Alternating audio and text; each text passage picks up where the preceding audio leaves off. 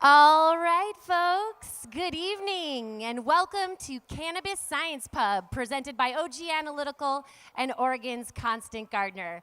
I am your hostess tonight, Erika Winters of Oregon's Constant Gardener, and I am so honored tonight to introduce our topic of growing sustainably.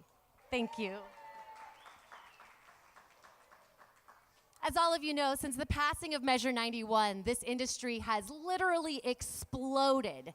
And we are all writing the rules as we go. And the issues of industry sustainability are so crucial to us having a successful industry here in Oregon. And these issues run rampant, from social justice and labor equality to land and water use to fertilizer runoff.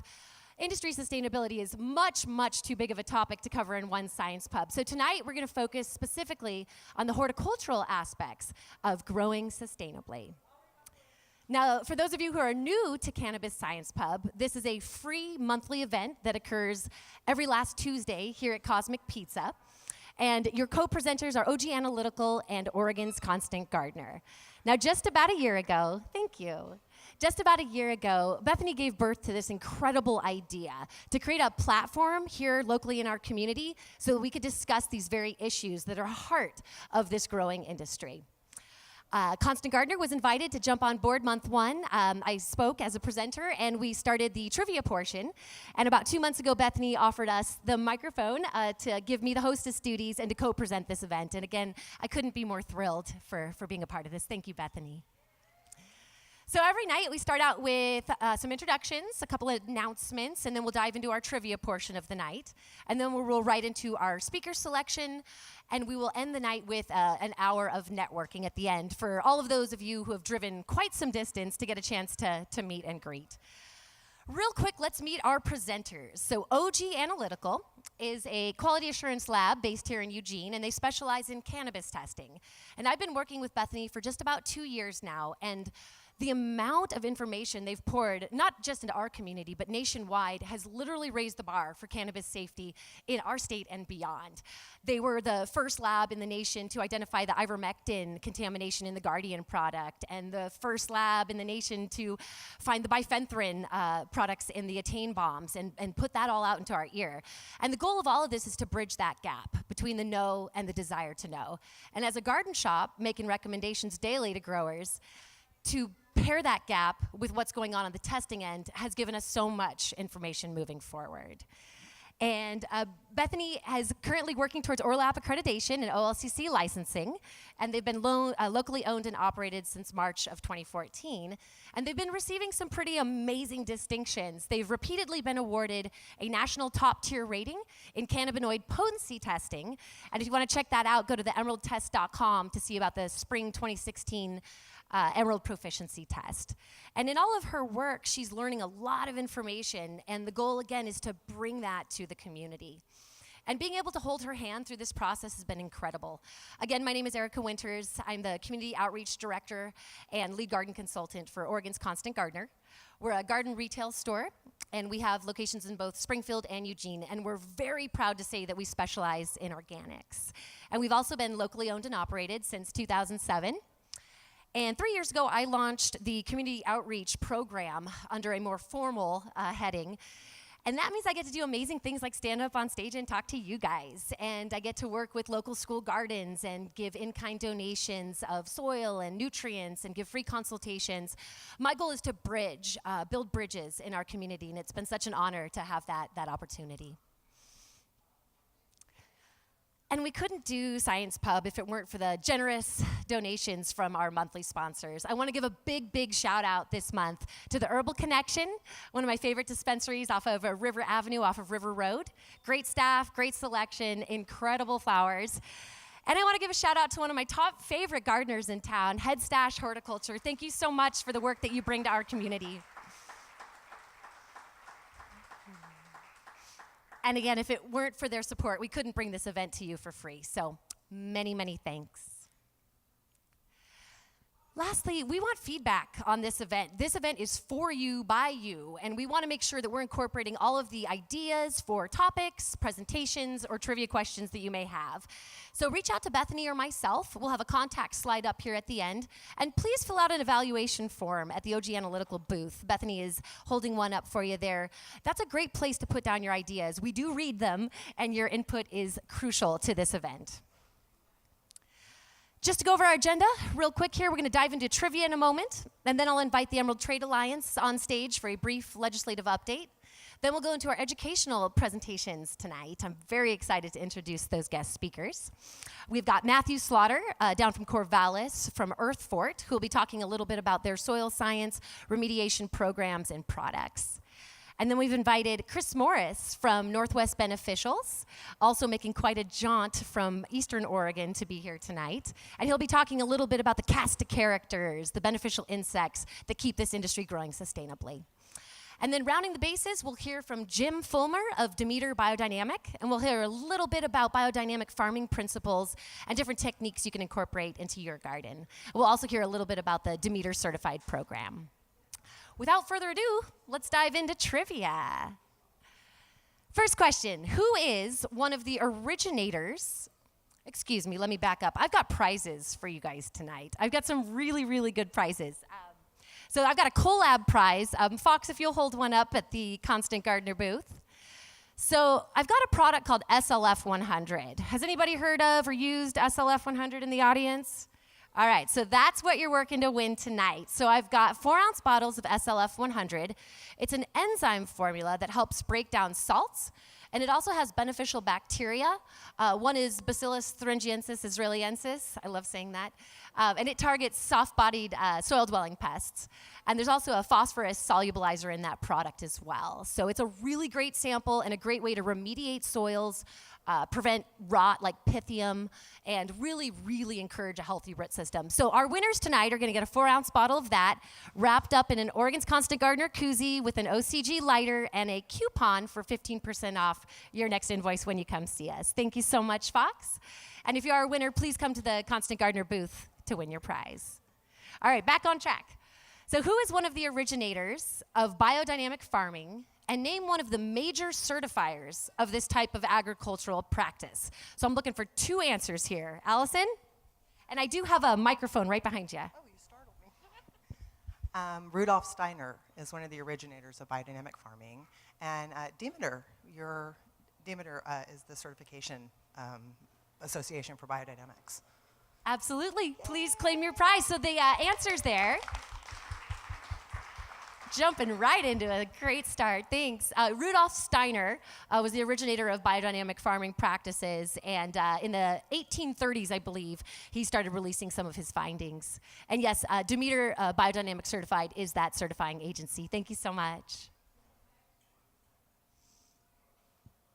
All right, define closed loop agriculture. I'm looking for 1 or 2 definitions of closed loop agriculture.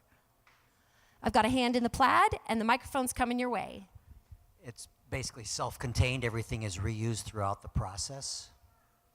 Absolutely. Can you give me one example of how that might be accomplished? Well, if you have animals,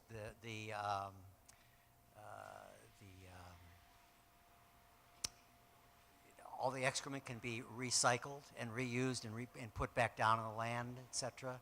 And then you can rotate your pasture land so that some's lying fallow for a while, and you can just keep rotating around.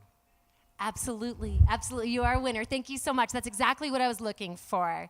So I'll repeat some of the information that was just shared. So no external inputs are brought into the system, and no waste is produced. For example, no outside fertilizer. Our winner mentioned you wouldn't bring in manure from outside sources.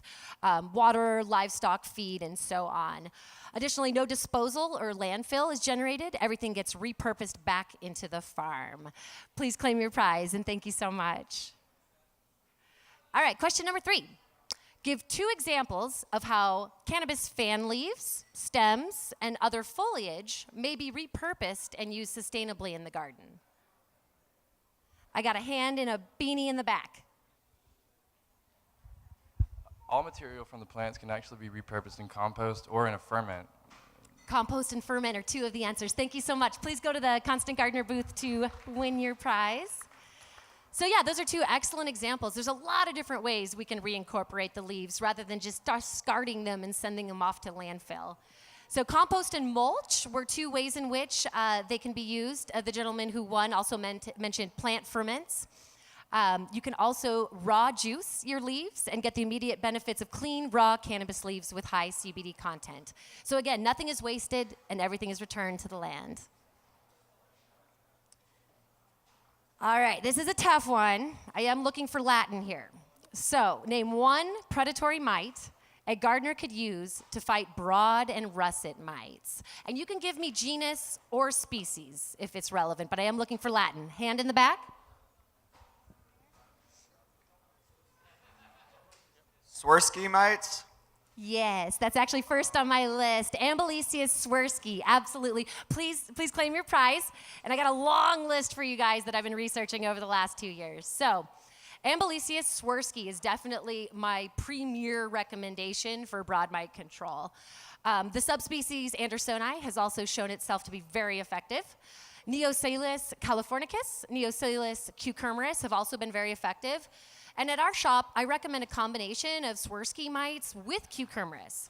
So Swirsky is much smaller and does a better job of burrowing into flower buds so they can seek and destroy your pests. While the cucumeris subspecies is bigger and faster, so it actually covers more ground. And if you bring both of them into the picture, you get a really broad spectrum control. Zetzelia molly is another one, Amblysius californicus and fallacius. Now those are a little more expensive, but they're extremely aggressive. And then Gallandromus occidentalis and Mesiocelius longipes are two that I just started researching. There's not a ton of information out there yet. As I've said, we really are writing the book together as we watch this story unfold. But the main difference between a lot of these different species is going to be their environmental preferences. So some are going to prefer higher humidity, and if the goal is to get them to breed in a 40% relative humidity grow space, you're going to have to release quite frequently. And those are all different insects that we can source for you through Copper, through Northwest Beneficials. We have a number of insectaries. All right. How many people in the room have heard of integrated pest management, or IPM? All right, someone's going to get this one. So name one basic tenet of integrated pest management. So I'm looking for a principle or a tenant. No spray and natural control. Those are going to come in later with the controls. Specifically, I'm looking for principles or tenets, a lens with which IPM is viewed, so to speak. I did see another hand up front. Oh, right there? IPM involves a lot of scouting and looking for the economic threshold in which to pull the trigger on all the other goodies. Beautiful. That's exactly one of the lists that I was looking for. Please claim your prize, and thank you so much. So he mentioned observation, inspection, knowledge. That's the first tenet of IPM. Second, identification or prevention, knowing what you're dealing with and preventing it next time. Observation, monitoring, being a consistent presence in your garden, watching the plants and recording what you see. Intervention is the fourth, taking action and using one of the modes of control that we'll talk about next. And then finally, evaluation, planning, the most important stage of any launch. All right, and our final question for tonight, I'm looking for all three here. What are the three forms of intervention or control within the IPM model? So these would be three ways, three techniques, three modes of control that you could implement in your garden to target a pest. Rotation of crops, so you don't have the same pest focusing in the same part. You don't use chemicals. You use beneficial insects. Well, yeah, and intercropping. You know, intercropping so that you've got one plant that pulls in a beneficial insect that benefits the pest Like companion planting. Gotcha, gotcha. Did you win yet tonight? Okay, so I'm gonna give it to you because you gave me 3 examples and you mentioned most of the terms of control, so please accept your prize at the Constant Gardener booth. So the 3 controls that we're looking at are cultural controls, which you very well spoke to. So a cultural control would be anything that is in my power, in my horticulture of that garden, to eliminate or reduce pest and disease presence. So I could clean all the dead leaves off the bottom of the pot or in the corners of the room. That would be a cultural control. I could also work to improve my ventilation system in my indoor garden to reduce temperatures so that I don't have such a frequency of spider mite outbreaks. These would all be cultural controls.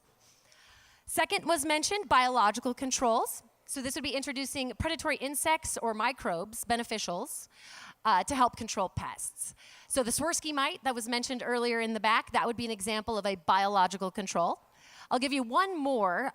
In the world of pest control, one of my favorite go-to biologicals is a mycoinsecticide. It's a yeast that parasitizes soft-bodied pests, and it's known as Bovaria bassiana. So by inoculating my foliage with that product or my root zone, I'm able to combat pests using a biological control. And third up, chemical control, and I think it's noteworthy that it doesn't necessarily mean synthetic chemicals. This is more of a mode of action and how the product is affecting the insect's body. So chemical controls could be organic and natural, like spinosad or azotrol or pyrethrins would be another example of a chemical control. And as mentioned by our winner, the goal is to use this in sequence. So you start with the cultural controls. These are actually going to be the cheapest. These are things you can do in your room, like grab a broom. The biological controls are going to keep that balance of biodiversity present in your garden. And then if you have to pull out the big guns, the goal is to do the least damage to your particular microenvironment. And that concludes our trivia portion of tonight. Congratulations to all our winners, and big thanks again to SLF 100 for their donation.